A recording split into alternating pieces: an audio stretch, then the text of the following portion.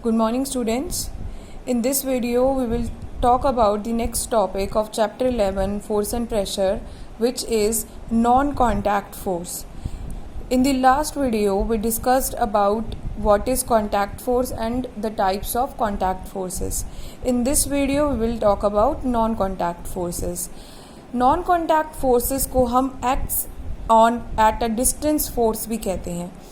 क्यों? क्योंकि non contact force जो है वो एक डिस्टेंस से भी एक्ट करते हैं, क्योंकि ये फोर्स ऐसे फोर्स हैं which can act even without any actual contact between the two objects.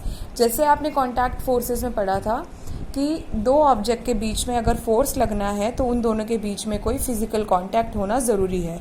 लेकिन नॉन कॉन्टैक्ट फोर्स में दो ऑब्जेक्ट के बीच में अगर कोई फिजिकल कॉन्टैक्ट नहीं है तब भी ये फोर्स जो है वो लगता है, तभी इसको नॉन कॉन्टैक्ट फोर्स कहा जाता है या फिर act at a distance force कहा जाता है, क्योंकि ये कुछ डिस्टेंस की दूरी होने के बावजूद भी, कुछ डिस्टेंस अगर दो ऑब्जेक्ट के बीच में है उसके बाद भी ये जो फोर्स है वो लग जाता है. अब यहाँ पे types of non contact forces हैं. सबसे पहला है इसमें मैग्नेटिक फोर्स.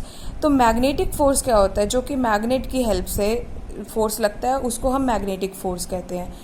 तो आपने देखा होगा अपनी जनरल लाइफ में भी कि जो मैग्नेट होते हैं वो आयरन के नेल्स को, पिंस को अपनी तरफ अट्रैक्ट कर लेते हैं इवन फ्रॉम अ डिस्टेंस. जैसे अगर आपने कोई एक आयरन का, आपके पास एक छोटा सा कोई पिंस हैं या आपके पास जैसे ऑल पिंस हैं जो कि, या कोई भी ऐसा मटेरियल है जिसमें आयरन है, आप उसके पास मैग्नेट लेके आइए तो आपको एक थोड़े से डिस्टेंस से ही एक काइंड ऑफ फोर्स फील होना शुरू हो जाता है.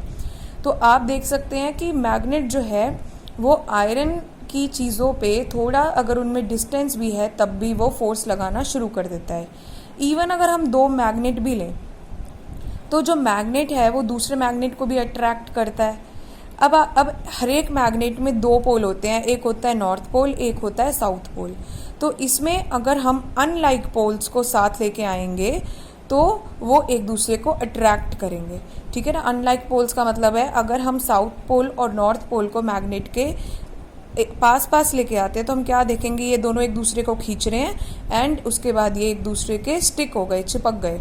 तो ये एक अट्रैक्टिव फोर्स हुआ. मैग्नेटिक फोर्स का एक अट्रैक्टिव फॉर्म हुई जब डिफरेंट पोल्स को साथ लेके आया गया. वही अगर हम मैग्नेट के सेम पोल्स को एक साथ लेके आए, मतलब like if you bring north pole and north pole closer, और if you bring south pole and south pole closer of both the magnets, what you will feel a kind of repulsion. Repulsion का मतलब क्या है? आपको एक opposition feel होगी, आपको ऐसा फील होगा कि ये दोनों एक दूसरे की तरफ अट्रैक्ट नहीं हो रहे. इस टाइप के फोर्स को हम रिपल्सिव फोर्स कहते हैं. सो मैग्नेटिक फोर्स जो है ये एक डिस्टेंस से भी फील हो सकता है. तो मैग्नेटिक फोर्स जो है एक मैग्नेट की वजह से जो भी फोर्स लगता है उसको मैग्नेटिक फोर्स कहते हैं, और ये डिस्टेंस से भी लगता है. मतलब एक मैग्नेट दूसरे मैग्नेट को अट्रैक्ट कर सकता है या उसको रिपल्स कर सकता है, या फिर मैग्नेट जो है वो आयरन की चीज़ों को अपनी तरफ खींचता है. So this is about the magnetic force. Now is the electrostatic force. Electrostatic force का मतलब क्या होता है?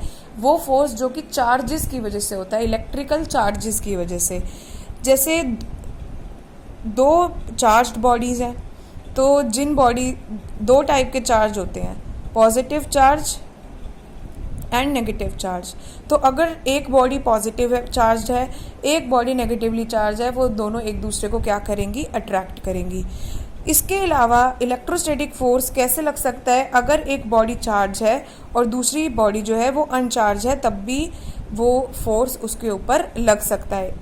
कैसे? मान लो कि आपके पास ये एक बॉडी है, इसके ऊपर पॉजिटिव चार्ज है.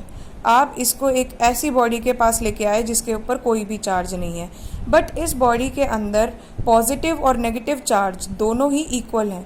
तो क्या होगा? पॉजिटिव चार्ज जो है वो नेगेटिव चार्ज को अपनी तरफ क्या करेगा? खींचने लग जाएगा, और इस तरीके से ये एक अनचार्ज बॉडी को अपनी तरफ अट्रैक्ट करेगा. डेली लाइफ में अगर हम देखें तो आपने एक एग्जाम्पल आपने देखा है, या आपने बचपन में भी छोटी क्लासेस में भी बहुत छोटे से आप इस चीज़ को करते आ रहे हैं कि आपने कॉम लिया, आपने उस कॉम को अपने हेयर के ऊपर रब किया, आप क्या, और आपने फिर इस कॉम को आप लेके आए पीस ऑफ पेपर के पास, तो आप ये देखते हैं कि जो पीसेस हैं पेपर के ये इसकी तरफ अट्रैक्ट होने लग गए। तो एक्चुअली में इस प्रोसेस में हुआ क्या, जब आपने इस कॉम को अपने हेयर के साथ रब किया तो इस कॉम के अंदर जो चार्ज है वो डिस्टर्ब हो गया और ये कॉम है चार्ज हो गया। अब ये कॉम जो है वो इस पीसेस ऑफ पेपर को अपनी तरफ क्या कर रहा है, अट्रैक्ट कर रहा है। सो इस तरीके से इलेक्ट्रोस्टैटिक फोर्स भी जो है वो एक डिस्टेंस से एक्ट करता है, क्योंकि आप नोटिस करेंगे इवन अगर आप इस पेपर को आप इस कोम को पेपर के ऊपर टच ना करो तब भी ये पेपर जो है ये उड़ के थोड़े से डिस्टेंस तक उड़ के ये इस कोम की तरफ क्या होने लग जाएंगे, अट्रैक्ट होने लग जाएंगे।